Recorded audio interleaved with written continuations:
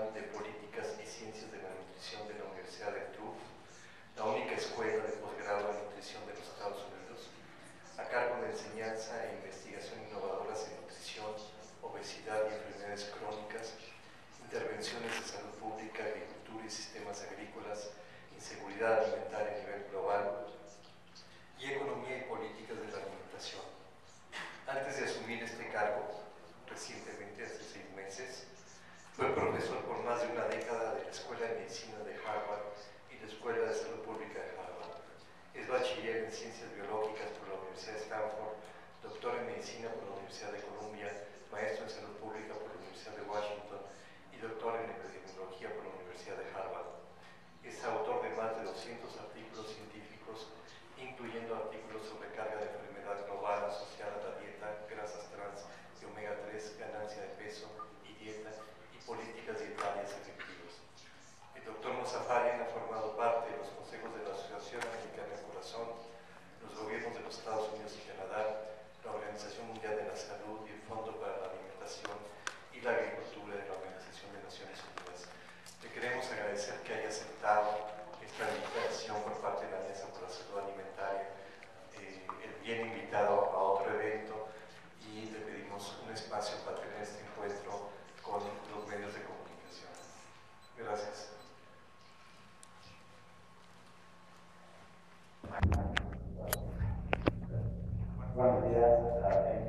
Muchas gracias por venir. Quiero aprovechar esta oportunidad para dirigirles unas palabras. Estoy aquí para una conferencia que se va a efectuar mañana y logré organizar esta visita para hablar sobre la carga global de las bebidas endulzadas.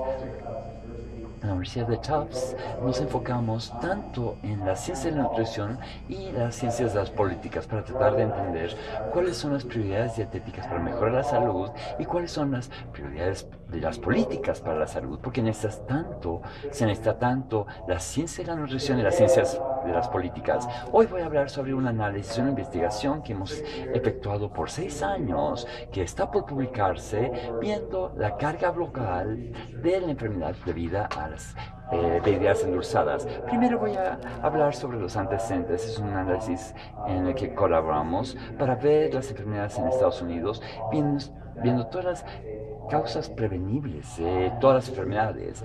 Este es el número de muertes en Estados Unidos, con las diferentes causas aparecen en diferentes colores. Lo que vemos ahora en Estados Unidos, por vez primera, la causa número 1 de la mala salud y de la muerte en Estados Unidos es la dieta, que tiene más importancia que el tabaquismo. El éxito de reducir el tabaquismo en Estados Unidos a lo largo de los siguientes 30 años y también se debe a la gran carga que tiene la dieta. La causa número 1 de la mala salud es la dieta. Ese es otro análisis al que contribuimos, viendo al mundo en su conjunto y clasificando los factores de la mala salud y la enfermedad en el mundo, clasificándolo de número 1, número 2, número 3. Esta transparencia muestra el mundo global y 21 regiones del mundo. Lo que hallamos es que en todo el mundo, de hecho, la dieta es la causa número 1 de la mala salud, y eso es causa enfermedades crónicas, diabetes, cánceres. Si le agregan la desnutrición y el hambre, sería más grande todas estas cifras. Lo interesante es que la alimentación es la causa número 1 de enfermedades en casi todo, y la mortalidad en todo el mundo. Las únicas excepciones son los países más pobres del mundo, donde todavía hay muchas guerras, hambruna. Aún hay la nutrición, la dieta está entre los primeros 4 o 5 factores, pero en el resto del mundo la alimentación es la causa número 1. Tenemos que entender cuáles son las prioridades dietéticas. ¿Qué nos dice la ciencia sobre cómo evitar la obesidad? Esta es la sabiduría convencional, que no me parece que sea correcta. En esto nos hemos enfocado por 20 años hasta ahora. ¿Cómo evitar la obesidad? Es solamente insumo y gasto de calorías. Hay que contar las calorías que consumes y ser físicamente activo, que haya equilibrio entre lo que comes y el movimiento, y comer con moderación, y eso lleva al riesgo de la obesidad. Si hay algo que el conocimiento convencional se enfoca es en la grasa, y dicen que hay que comer menos grasa, porque seguramente la grasa es la que nos engorda. Ese es el conocimiento convencional. Pero la ciencia nos ha demostrado que esto es incorrecto. Las calorías son diferentes. Las calorías que vienen de diferentes alimentos son diferentes. Hay calorías buenas que reducen el riesgo de obesidad y hay calorías malas que aumentan el riesgo de la obesidad. Tenemos que cambiar este enfoque sobre las calorías. Ha habido avances en la ciencia de la nutrición en los últimos 20 años y realmente ha habido una explosión de conocimiento, y esa es parte de la razón por la cual ustedes de los medios de comunicación sienten que cada mes hay una historia nueva. Bueno, dijimos que la mantequilla era mala y la margarina es buena, pero ahora la margarina es mala y la mantequilla es buena.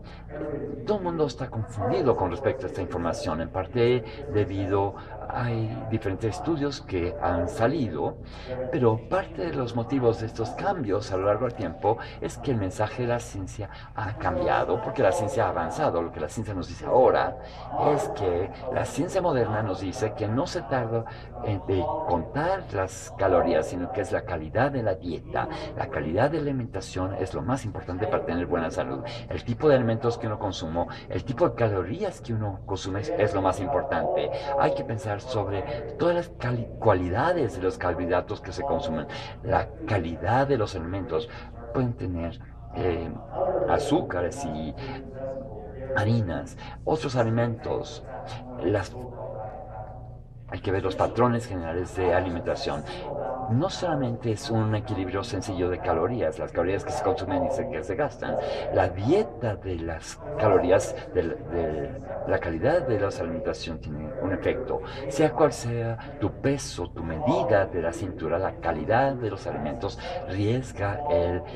cambia el riesgo de las diabetes y también de la obesidad, independientemente del peso. Así que realmente un mensaje fundamental que es de crucial importancia cuando pensamos sobre bebidas endulzadas es que no todas las calorías son iguales. La industria alimentaria nos quiere creer que todas las calorías son iguales. Ellos nos dicen, cualquier alimento es una parte normal de una dieta equilibrada si controlas las calorías, pero esto no es cierto, porque los seres humanos son organismos fisiológicos complejos. No somos una cubeta muy sencilla donde metes calorías y hay un hoyo abajo y salen calorías. Somos un organismo muy complejo y los alimentos tienen efectos muy complejos sobre la biología. La misma cantidad de calorías, los diferentes alimentos tienen diferentes efectos, depende de la hambre que tenemos, la saciedad. También hay diferentes respuestas hormonales en la insulina, la adrenalina y otras hormonas. Hay diferentes alimentos tienen diferentes influencias sobre la producción de grasa en el hígado. El hígado produce grasa con los carbohidratos, así que diferentes alimentos tienen diferentes efectos sobre la producción de grasas. Diferentes alimentos tienen efectos diferentes en la recompensación al cerebro, como el cerebro se enciende con diferentes alimentos. Diferentes alimentos tienen diferentes efectos sobre la microbioma y cómo las bacterias influyen sobre el riesgo de obesidad, y hay evidencia de que lo que comemos incluso tiene una influencia sobre la tasa del gasto metabólico. Si tomamos diferentes tipos de alimentos, tiene una influencia sobre cómo quemamos las calorías. Así que esta idea de que los humanos son como una cubeta muy sencilla donde metes calorías y salen calorías y siempre que hay un equilibrio entre estos, eso es una idea falsa. Realmente necesitamos preocuparnos de aumentar las buenas calorías y reducir las malas calorías. Entonces, en última instancia, lo que la ciencia nos muestra es que realmente lo más importante no es un solo nutriente, sino el patrón general de alimentación. Y tenemos que aumentar los buenos alimentos, más verduras, más frutas, más pescado, más nueces, yogur, granos completos. Esto es lo que falta en la dieta de los americanos y lo que falta de las dietas de los mexicanos. Faltan este tipo de alimentos en el consumo de la población, así que tenemos que aumentar y consumir este tipo de alimentos. Y a la vez tenemos que limitar alimentos claves. Necesitamos limitar los granos refinados, los almidones, los azúcares, el pan blanco, arroz blanco, los azúcares. Tenemos que limitar la carne procesada, también las bebidas endulzadas, azucaradas, la grasa transgénica, la sal y el alcohol. Esta es una lista muy corta. La gente pregunta qué pasa con el pollo, los huevos. No hay evidencia que tengan beneficios o daños. Están en un rango neutro, no son prioridades. Hay que enfocarnos en los alimentos donde hay una buena evidencia que hay que aumentar y hay una buena evidencia que hay que reducir. No todas las calorías son iguales. ¿Por qué las bebidas azucaradas son dañinas? Es un análisis que publicamos hace unos años, en 2011, viendo alimentos y el aumento de peso. Y lo que descubrimos es que algunos alimentos están asociados de forma positiva con el aumento de peso. Las papas, la mantequilla, la carne, los dulces, los postres. Entre más consumes, más peso ganas, aumentas. Las bebidas endulzadas también aumentan el peso considerablemente. Esos son libras de aumento de pesos. Algunos alimentos no se asocian con el aumento de peso. El queso era bastante neutro, no estaba asociado con aumento de peso. La leche baja en grasa tampoco está asociada. También la leche completa no se asocia con el aumento de peso y también los refrescos dietéticos tampoco se asocian. Otros alimentos, entre más calorías consumes, menos peso aumentos.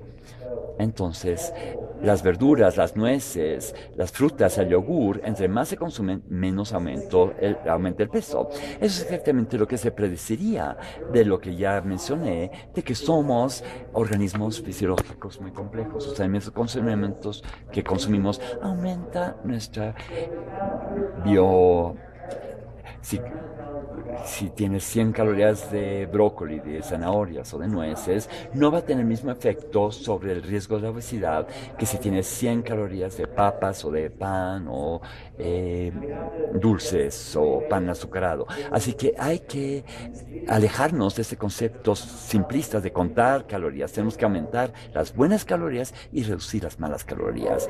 De forma importante, para las bebidas azucaradas, no solamente se asocian con la obesidad, sino también se asocian con diabetes tipo 2. Este es un análisis donde vimos el aumento por porcentaje en el riesgo de diabetes a lo largo del tiempo en 90,000 mujeres que se hizo un seguimiento por un año.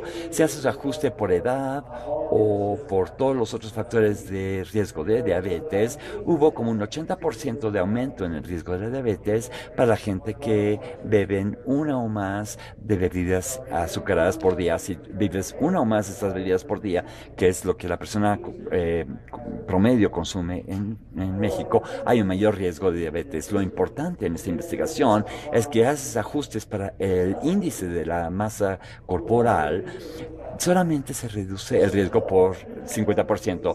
Haciendo ajustes para la obesidad, estas bebidas azucaradas aumentan el riesgo en 40%. Eso quiere decir que independientemente del peso, si tienes un 40% de riesgo mayor de tener diabetes. Las bebidas azucaradas son dañinas por dos motivos: aumentan el peso, aumentan la obesidad, y en segundo lugar, independientemente del cambio en el peso, tienen efectos adversos en el páncreas, en el hígado y en otros procesos metabólicos en el cuerpo que aumentan el riesgo de diabetes. Así que son dos caminos de riesgo. Así que aunque seas delgado y tomes estas bebidas azucaradas, aumenta el riesgo de la diabetes. Y aunque seas obeso y ya no consumes eso y no pierdes de peso, baja el riesgo de diabetes. Así que es un concepto muy importante. Así que, ¿cuál es el impacto de las bebidas azucaradas en la salud global? Sabemos que aumenta el riesgo de diabetes y también que aumenta en el peso. Tenemos que saber cuál es el consumo a nivel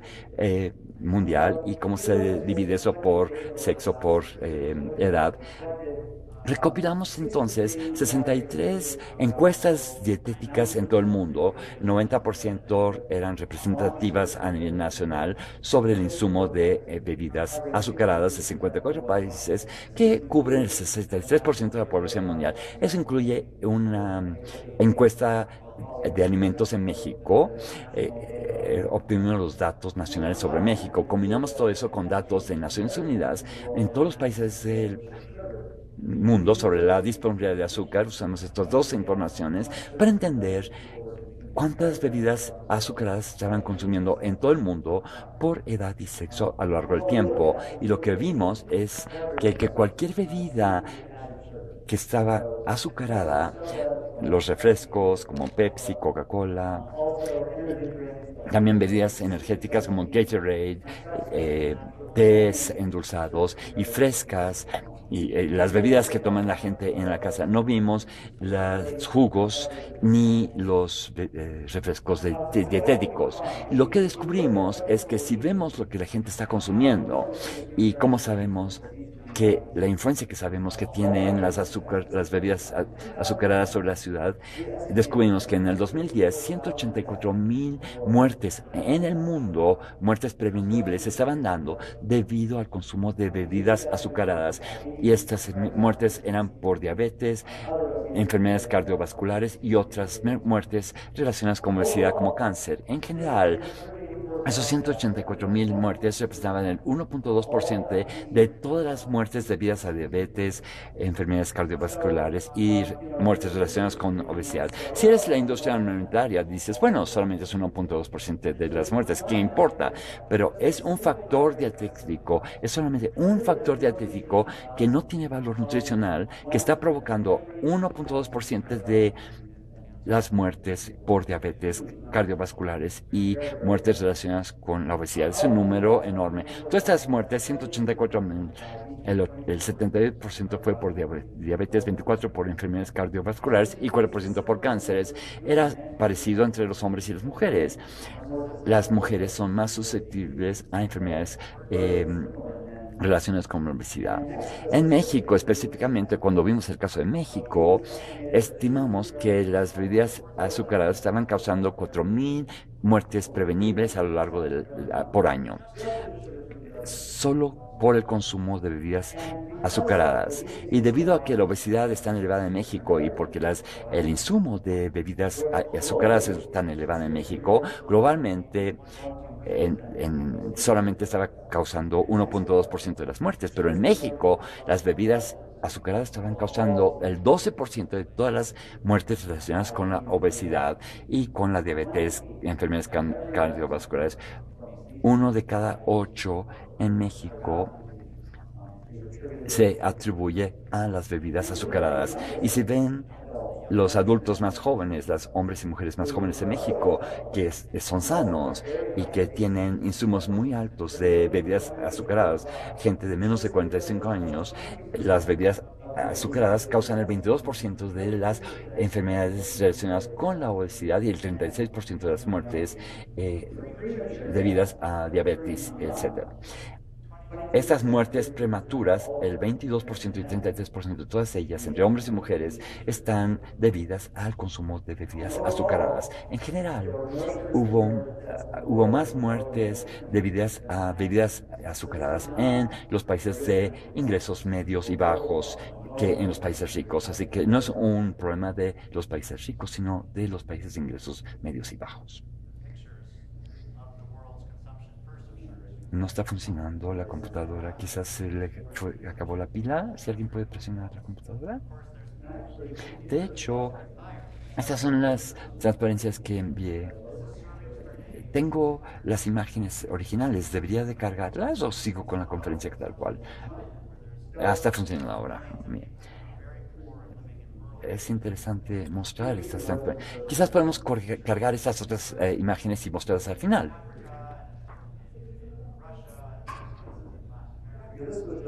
Esto es lo que yo envié para distribuir de antemano, pero tengo otras imágenes que quizás sería bueno mostrarles. Debería de haber hecho esto antes. No hay problema.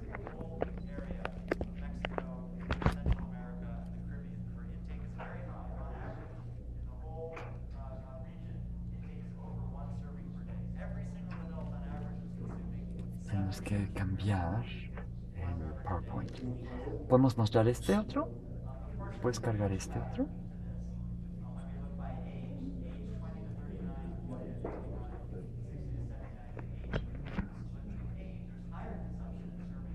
podemos proyectar.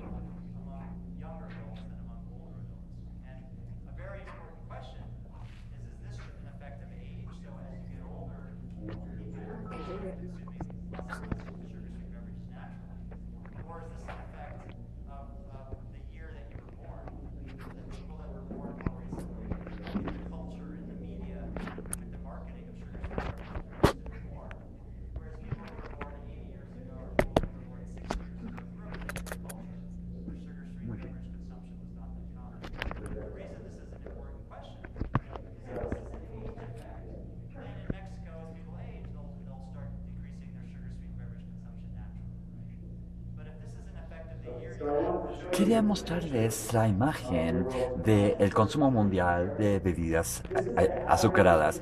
Este es el consumo promedio en todo el país entre adultos. Por supuesto hay gente en el país que consumen más, pero este es el consumo promedio en todo el mundo. Son porciones diarias, 250 mililitros por día.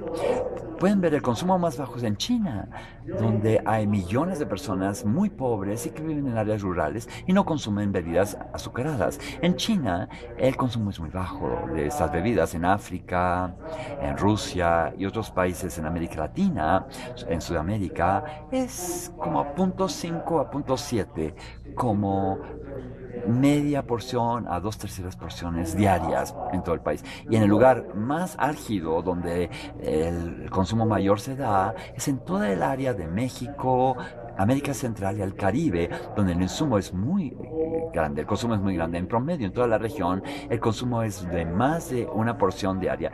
Cada adulto en promedio está consumiendo 7 bebidas azucaradas por semana.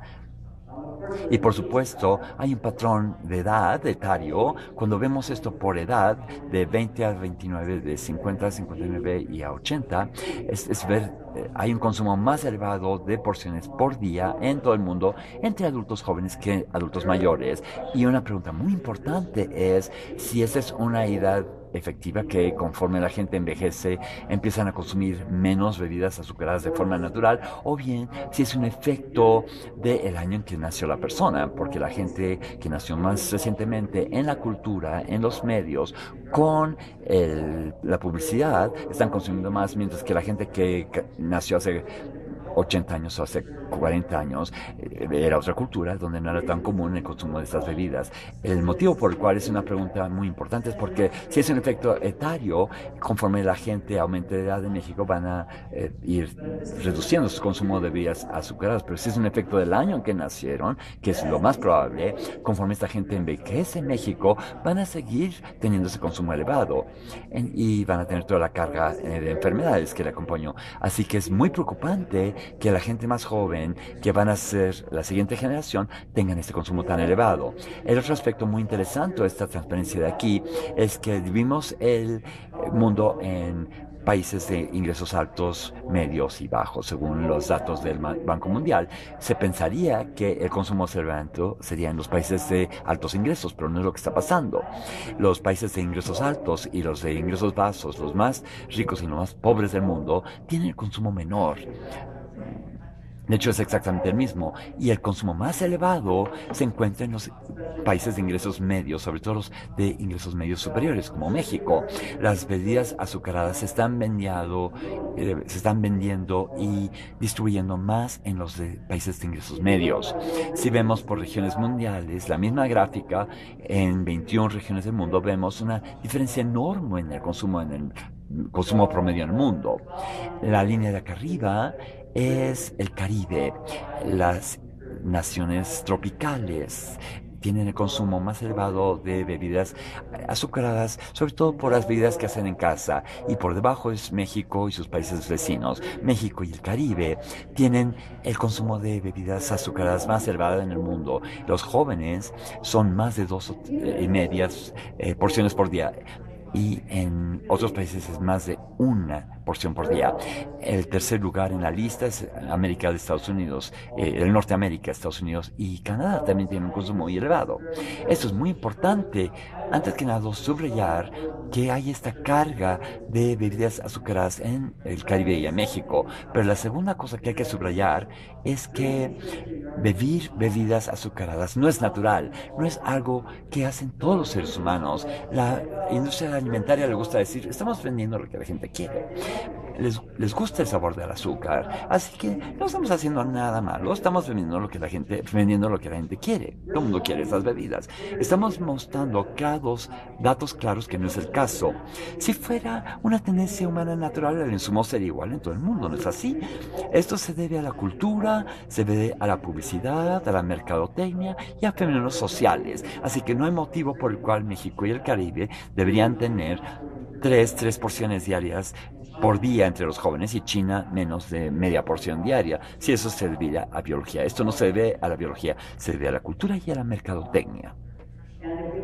Y si clasificamos los países del mundo según la muerte por población y hacemos ajustes por el tamaño del país y vemos cuáles son los 20 países con la mayor mortalidad debido al consumo de bebidas azucaradas, esas mujeres en ese grupo de edad, y esos son el número de muertes por millón de población por año en cada país. Vemos entre los hombres de mayor edad que México es número 1, son más los hombres que mueren.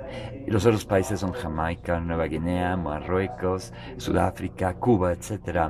E incluso entre los adultos más jóvenes, México tiende a ser el número 1, número 2, junto con Papúa Nueva Guinea, donde hay también un consumo elevado de bebidas azucaradas.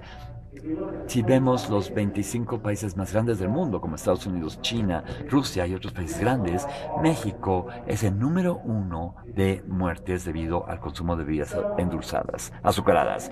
Como ya mencioné, necesitamos también tener la ciencia de la nutrición y la ciencia de las políticas. La ciencia nos dice que estas bebidas están causando obesidad, diabetes, están causando cargas globales, sobre todo en México y América Latina, de enfermedad.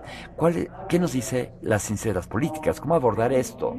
Mucha gente y muchos formuladores de políticas dicen que hay que educar a la gente, hay que decirle a la gente que esto no es sano, y que es una libre elección. Cada individuo tiene la libertad de hacer su propia elección. Nada más ponemos información en la etiqueta y lo que uno consume es elección de cada quien. Pero esta transferencia nos está subrayando que la idea de que la dieta es libre elección es una falacia, es un mito. La dieta no es una libre elección. Hay muchas influencias sobre lo que consumimos. A nivel individual, por supuesto, hay una elección, pero también a nivel hay educación, ingresos, conocimientos y destrezas alimentarias, los patrones de consumo, cuánto tiempo ven televisión, las horas de sueño, todo eso tiene influencia sobre tus elecciones como individuo. Pero más importantemente, hay muchas capas afuera de ti.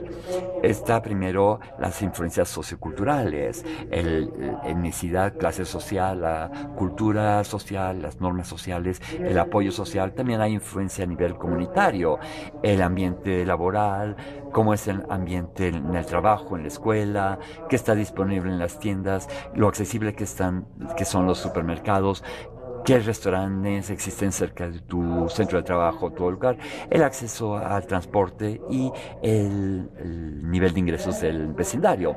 También está la influencia de la agricultura, la industria y el mercado. ¿Cuál es la producción de alimentos y el sistema de distribución de alimentos? ¿Cuáles son los incentivos de las compañías? ¿Cuánto cabildeo se hace por parte de las compañías alimentarias? ¿Qué pasa en los medios de comunicación? ¿Cuál es la seguridad? ¿Hay agua potable segura? También están las influencias gubernamentales, las prioritarias, las políticas de gobierno, las políticas alimentarias, etc.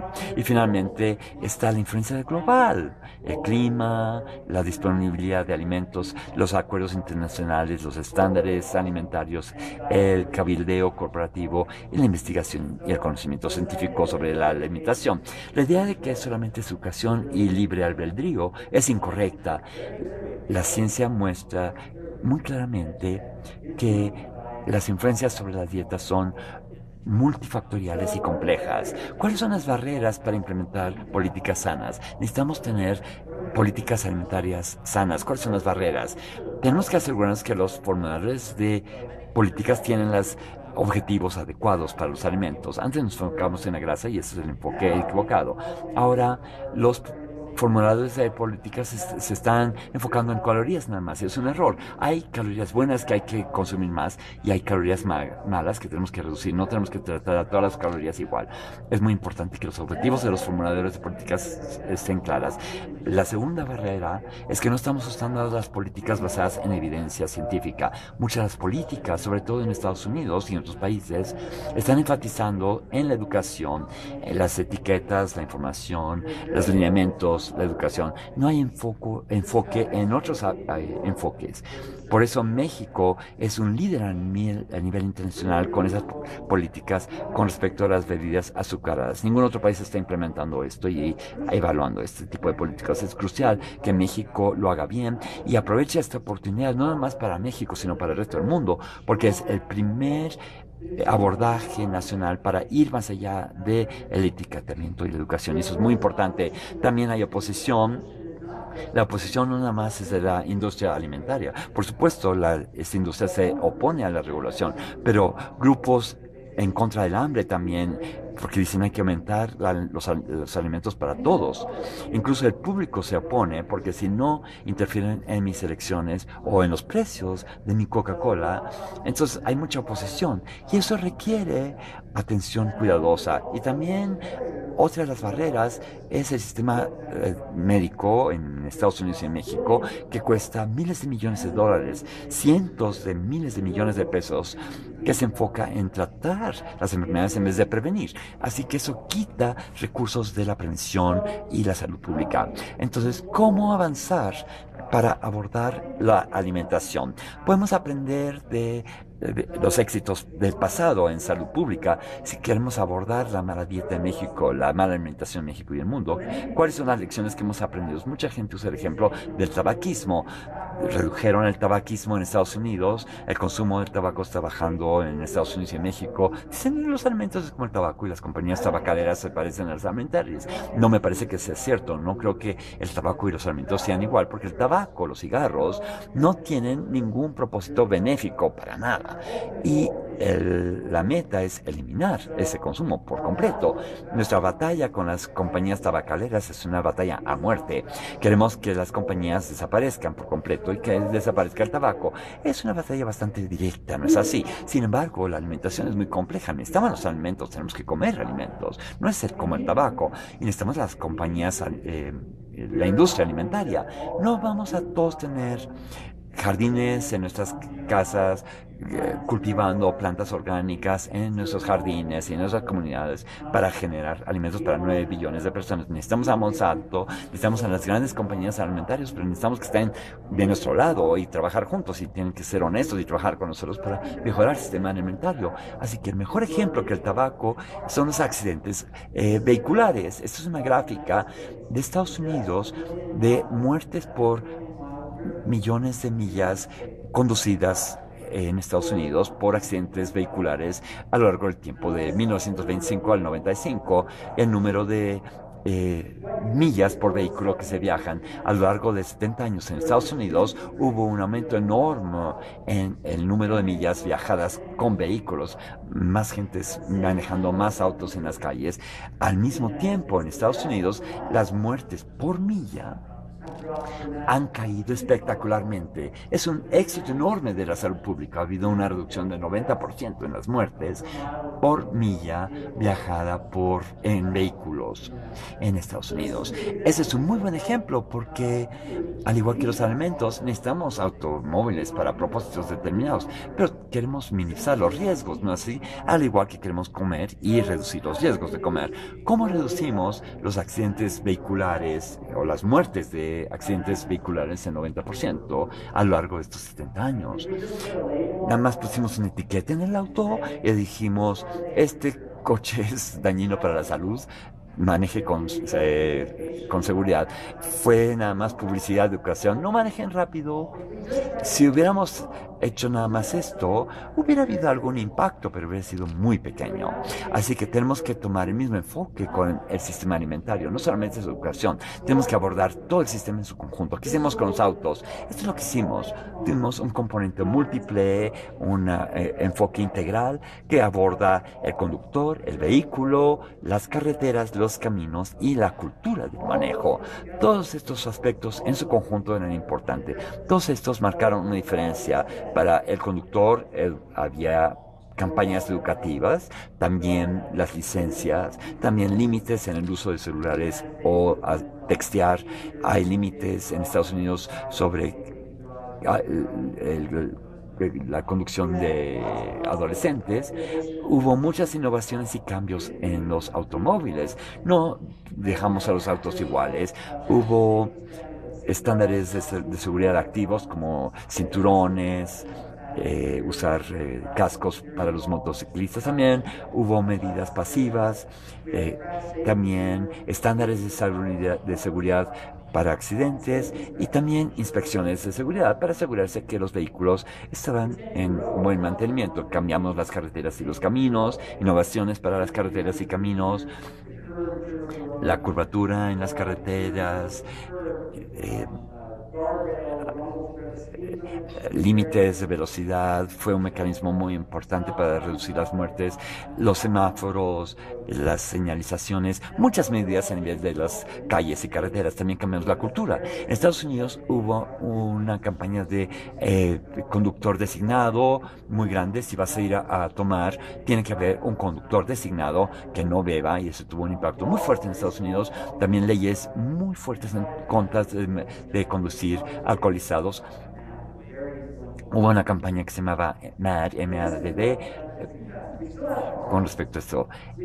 Seguimos con vehículos y tenemos con Chrysler, Ford. Ellos no han perdido su negocio, siguen con ganancias. Tenemos vehículos más seguros, los usamos, los disfrutamos y las calles son más seguras. Tenemos que hacer lo mismo con el sistema alimentario. Necesitamos abordar al consumidor con educación y otro tipo de iniciativas, pero tenemos que abordar el producto, los alimentos que se venden y se producen. Tenemos que abordar el entorno, los mercados, supermercados, las escuelas, centros de trabajo, las cafeterías, etcétera, y tenemos que influir sobre la cultura para que ya no esté aceptable consumir comida rápida y una vida gaseosa, azucarada, ni que los actores promuevan cosas dañinas.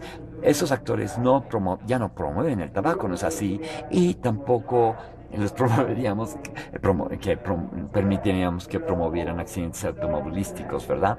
Así que el impuesto en México es un componente crucial en este esfuerzo. Es uno de los componentes, no es el único. No va a eliminar la obesidad, va a tener un efecto pequeño y medible a lo largo del tiempo sobre la obesidad. Ciertamente va a tener un impacto positivo en la obesidad, va a generar ingresos y es muy importante que se use para programas de prevención de la salud, y tenemos que tener toda una serie de intervenciones políticas para mejorar la alimentación. No nada más educación, sí es importante educación, tenemos que tener etiquetamiento, programas en las escuelas, en los centros de trabajo también. Necesitamos incentivos económicos como el que se aprobó en México. Eso es de crucial importancia, y no nada más estrategias de impuestos para aumentar los precios de estos productos dañinos, sino también estrategias de subsidio para bajar los precios de los alimentos más sanos. Tenemos que usar los beneficios del impuesto para tener la disponibilidad de opciones más sanas. Si reduces los alimentos no sanos, es la mitad de la batalla. Tienes que hacer los dos, aumentar los sanos. Hay muchos ingresos que están generando en México, más de $1,000 millones por año, de dólares que se generan por eso. Todo este dinero debería de utilizarse para programas de prevención, para hacer que haya otras cosas sanas más disponibles, que se consuma más agua potable. Todos esos ingresos deben de usar para maximizar el impacto. En México hay una crisis de salud pública debido al consumo de bebidas azucaradas. En México tiene esta oportunidad asombrosa con este impuesto para mostrar que se pueden usar estos fondos para hacer el bien, para la alimentación de los mexicanos. Y eso va a ser crucial, no solamente para los mexicanos, sino para el resto del mundo también. Y entonces, cuando vemos nuestras prioridades alimentarias para tener buena salud, tenemos que reducir las bebidas azucaradas, pero eso nada más es parte del esfuerzo. Queremos aumentar también el consumo de alimentos sanos. Hay que combinar el impuesto con subsidios. Todo ese dinero debe de ser gastado para propósitos de salud y de programas de prevención. Y hay gente que ha dicho en México y fuera de México que este impuesto es una exageración, es demasiado agresivo, es muy invasivo y que se tiene que cambiar o cancelar este impuesto. Yo argumento que no basta con este impuesto. El impuesto no es suficientemente agresivo. Lo que hemos propuesto recientemente que se debe de hacer es tener alimentos, que los precios de los alimentos cambien para reflejar su costo real. Cuando consumes alimentos dañinos, es un costo no más del alimento, sino un costo para la salud, para la pérdida de trabajo. El costo de los alimentos tiene que reflejar su costo social. Debemos tener un marco integral de impuestos alimentarios y subsidios alimentarios. Lo que proponemos es tener un impuesto sencillo de 10% como en México, o puede ser 20% o hasta 30% este impuesto sencillo como en México, depende de los ingresos que quiera generar el gobierno. Un impuesto plano sencillo, no solamente en comida chatarra y bebidas azucaradas, sino en todos los alimentos empaquetados, cereales, barras de granola, papas fritas, todo lo que está empacado tendría que ser un impuesto de 10, 20 o 30%, y a la vez ponerles impuesto a todas las grandes cadenas de restaurantes, todos los máquinas de expedición de alimentos y todos los establecimientos que expiden alimentos. Estos ingresos deberían ser usados para subsidiar los alimentos más sanos. Estos ingresos deben de subsidiar los alimentos poco procesados sanos, las frutas, las nueces, las verduras, los frijoles, mariscos, yogur, aceite vegetal, y también subsidiar alimentos en las escuelas para los niños, para que ellos tengan alimentos sanos y desarrollen hábitos alimentarios sanos. Si tuviéramos un impuesto integral como este, podríamos cambiar espectacularmente los incentivos en alimentos. 10 a 30% de impuestos en los alimentos y en los restaurantes generaría cientos de miles de millones de dólares para subsidiar los alimentos sanos. Imagínense lo que pasaría si hiciera esto. Si uso precios de Estados Unidos, si vas a una verdulería en Estados Unidos, una manzana cuesta 40 a 50 centavos. Si vas a 7-Eleven, quizás te cuesta $1. Con ese subsidio, una manzana costaría 5 centavos. Un jitomate costaría 5 centavos. Un plátano costaría 5. El pescado, en vez de que costara 3 o 4 dólares, o 5 o 20 dólares la libra, costaría 50 centavos. Los restaurantes compran estos alimentos. Esto sería un gran incentivo para los restaurantes. Los productores agrícolas también estarían incentivados a cambiar sus cultivos, y la industria alimentaria también se vería favorecida. Y este ejemplo, una conversación anteriormente hoy, si una manzana costara 5 centavos por los subsidios, habría muchas ganancias por el subsidio. La demanda subiría. Entonces Pepsi-Cola, en vez de vender Pepsi-Cola, refrescos, vendería manzanas Pepsi. Tenían grandes ingresos, costaría 5 centavos, sería Pepsi, manzanas competirían con manzanas Coca y estaría muy bueno. Tienen consumidores, tienen trabajadores, pueden tener ganancias, pero vendiendo alimentos sanos. Como hicimos en el sistema de los vehículos, no afectó la industria automotriz para nada. Con este marco Esto ayudaría a todos y cambiaría los incentivos para todos. A mí me parece que este impuesto que se aprobó en México es una de las políticas alimentarias más cruciales en todo el mundo que se ha aprobado en los últimos años. Me parece que es apenas el inicio. Creo que no ha avanzado suficiente y espero que México le muestre al mundo que puede usar estos ingresos para programas de prevención, para aumentar la disponibilidad de agua y alimentos sanos y a lo largo del tiempo aumentar esos impuestos para cambiar los incentivos para todos, incluyendo los consumidores, el público y las industrias. Así que muchas gracias y con mucho gusto puedo contestar cualquier pregunta que haya.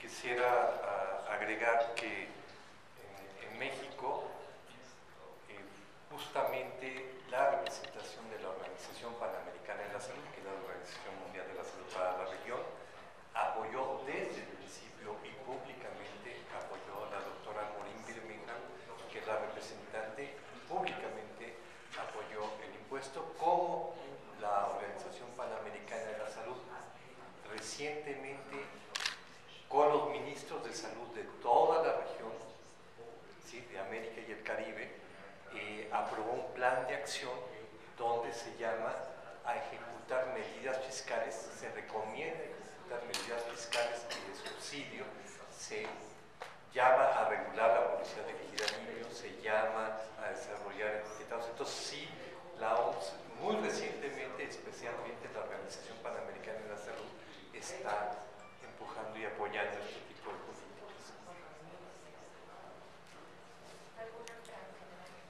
And so I would just add, I mean, this is the cutting edge. You're hearing the cutting edge science and the cutting edge policy, and so now we have to implement this. And we still, I think, are partially hindered by the old science. And so there is still this focus on just calories. It's just everything in moderation. It doesn't matter what you eat, just count your calories. That's old science that we really have to, that industry likes. Industry likes the science that all calories are the same, right? This is old science, and so we still have to fight that and get that behind us. Just like we, had the low-fat craze, the low-fat fetish, we have to, move beyond this just calorie focus. Creo que sería como muy importante considerar países como México, una rica tradición alimentaria muy diversa, que mucha de esta tradición y diversidad está en los pequeños productores, ¿no?, que tendríamos que desarrollar programas. Hay algunos programas en Brasil interesantes, o hay la política, por ejemplo, en Italia, ¿no?, para la variedad de vegetales, de cómo apoyar a los pequeños productores, porque sí tenemos una riqueza de variedad de vegetales, de frutas, ¿no?, y también una riqueza culinaria muy amplia. Entonces, lo que presenta el doctor, pues, es un planteamiento general, ¿no?, que después, con sus particularidades, tendríamos que aplicarlo en países que tienen una rica tradición, ¿no?, como la de México. And I would add, too, that when you think about the economics of food, right, when you think about the economics of food, you have to remember the economics of poor health, right? So I don't know in Mexico, how much are you spending on healthcare as a proportion of your gross domestic product? I don't have the number. I would guess it's at least, 6 or 8% of GDP is on healthcare. Yeah. So 6%. So in Mexico, 6% of every dollar in the economy is spent on healthcare, and the vast majority of that is chronic disease. Right? In the U.S., it's 18%. Almost 1 in 5 of every dollar in the economy is spent on healthcare. So implementing this would have enormous economic benefits for the country in terms of reduced healthcare costs. Changing the food system would have enormous economic benefits in terms of reduced healthcare costs, increased productivity, and so forth. And so those dollars, we're talking hundreds of billions of dollars in the U.S., tens of billions of dollars in Mexico, could be used exactly to help and support farmers and producers and other things. So when we think about the economics of food, we have to remember that the reason we're doing this is because this is the major cause of poor health in Mexico, poor diet, the major cause of poor health in the world. And that's a huge economic impact of that poor health. Gracias, buenos días.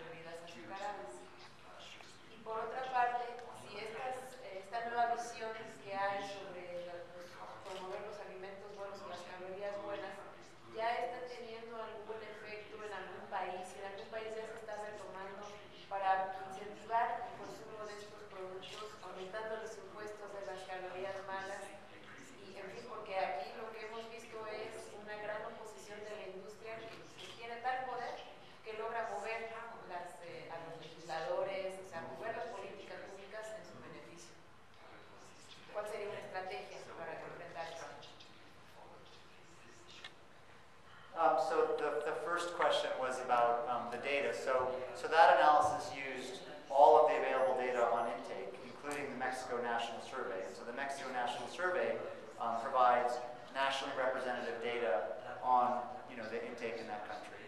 And then we used the best available nationally representative data on the number of deaths from heart disease, the number of deaths from stroke, the number of deaths from diabetes, the number of deaths from cancer, the best nationally representative data on obesity from the national survey, and put all of that together to model and estimate the impact of disease. So it really was all for Mexico using national surveys. In some other countries, we didn't have available data. So if you go to some of the poor countries, especially, for example, in Africa, they don't have great data on diet or on disease. And so there's much more estimates involved. But in Mexico, it's based on hard data. So the estimate is very, very good.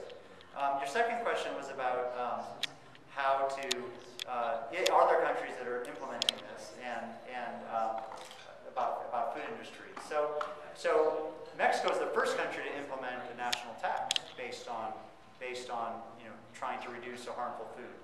Many states in the United States have small taxes on soda or snack foods already. Many states do, but those are mostly from the 30s or 40s or 50s as a way to generate revenue, like 1% tax, 2% tax. They weren't developed as a means for health. They were just as a means for revenue. So Mexico is really the first country to pass this tax. Denmark tried to pass a fat tax, but they passed it on fat, which is a bad idea. And that was overturned in the courts, and so that hasn't been implemented. So Mexico is really the first country to do that. No country is combining the tax with a subsidy, a direct subsidy. And I think that is the way to move forward, because it's both scientifically valid, trying to increase the good calories, and it also provides a way to have industry come on board, right? We tell industry, look, we're going to subsidize foods too that you can sell, there'll be more demand, and you can make more of a profit because we'll help you subsidize those foods. That's a benefit to industry, right? If we just say we're going to tax your food, they're going to be upset. But if we say we're going to tax this and we're going to subsidize this, and we're going to give you incentives to change your products, they will be happier. They won't be happy, but they will be happy. Tal vez mencionar que lo más similar a eso sería en algunos países los programas que se han hecho y los subsidios que hay a la agricultura de pequeña escala. Bueno, principalmente en el caso de Italia, en el caso de Francia, o los programas que están muy dirigidos incluso a nivel educacional, que sabemos que hay en Japón, para los niños al interior de la escuela preparar sus alimentos, ¿no? O el programa de Brasil para que los alimentos que se consuman en las escuelas vengan de huertos locales y principalmente no sean procesados. Serían como programas que están buscando la alimentación o alimentos no procesados, ¿no? Pero todavía no tenemos este cruce de impuestos a subsidio, que pues, esperaríamos que México pudiera ser el primero.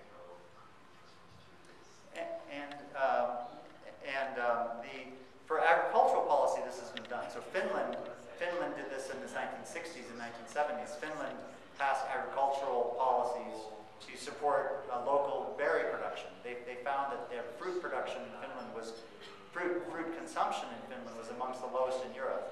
And so they passed agricultural policies to encourage farmers to grow fruits, and they did. They have a thriving local fruit production now. And over time, their heart disease and diabetes and obesity has gone down with that. So agricultural policy had been in place. This would be a retail subsidy, right? Or maybe a wholesale subsidy at the level of purchase, either the wholesaler or the retailer, which is more direct than the agricultural subsidies. But I think for Mexico right now, there's not enough money from the soda and junk food tax to subsidize fruits, vegetables, nuts, fish, vegetable oils, yogurt, minimally processed whole grains, right? To do that, you'd have to have a broader tax, right? So I think the important thing for this tax is to use it effectively for education and prevention and school and workplace programs, to increase water availability, and maybe you could, in some specific provinces, you could pilot tests subsidizing fruits and vegetables or subsidizing other things. In the United States, 40 million Americans are on the food stamps program, which is called SNAP. the Supplemental Nutrition Assistance Program. And this year, for the first time, the entire SNAP program is creating a fruit and vegetable subsidy. So it used to be that they would just give coupons to buy food and you could buy anything. But the government is giving $100 million extra to subsidize fruits and vegetables. And the food industry is matching that. So they're together putting in $200 million to subsidize fruit and vegetable programs. And that was based on a pilot study in Massachusetts, actually, that showed that if you subsidize fruits and vegetables to the poorest people, they buy more, and they eat more fruits and vegetables. And what's interesting about that study is they found that after 6 months, if you take the subsidy away and you come back 1 year later, they're still eating more fruits and vegetables than they did at the beginning, even without the subsidy, because they've learned and changed their culture a little bit. So I think in Mexico, certainly all of the dollars, all of the revenue from the soda and the snacks should be used for prevention programs and subsidies. Water would be a great thing, not just water in schools, but water publicly everywhere. But I think it would be nice to do some of these pilot programs to pick key cities or key provinces and try these pilots of subsidizing fruits or vegetables or nuts or beans. I heard that bean intake is going down in Mexico over time as people move away from traditional diets. Beans are healthy, so maybe they should try to subsidize beans to lower the price a little bit. But it's the current tax framework isn't enough to do everything. So they would have to try some selected things. But it would be a real mistake to use those dollars for other things. To use the dollars for roads or for buildings or for defense. That would be a terrible mistake. Teníamos de mucho tiempo tratando de que el doctor Muzafarian viniera a México. Creo que llegó en un momento muy justo. Está discutiendo el Congreso el presupuesto para el año que viene. Estamos exigiendo que los recursos se destinen para la prevención y para la introducción de los bebés en las escuelas. Obviamente en prevención sabemos que la medida de subsidiar los alimentos saludables, lo que acaba de mencionar, subsidiar, por ejemplo, el frijol sería algo estratégico. El consumo de frijol cayó 50% en nuestro país en 20 años y es con algunos estudios que se han hecho en México dicen que previene la diabetes, ¿no? Y bueno, la importancia de la medida que se ha tomado del impuesto en México y potenciarlo. De hecho, el presidente Peña Nieto, cuando presentó aquí muy cerca de aquí, cuando presentó la Estrategia Nacional para la Prevención y el Control del Sobrepeso, la obesidad y la diabetes, él dijo que esperaba que el Congreso potenciara el impuesto destinándolo a la prevención. Y yo creo que el sentido y la información y los datos que da el doctor Muzafarian muestran claramente que destinar los recursos a la salud, y que en este sentido a la salud alimentaria, realmente potenciarían el impuesto, incluso traerían mejores resultados que el impuesto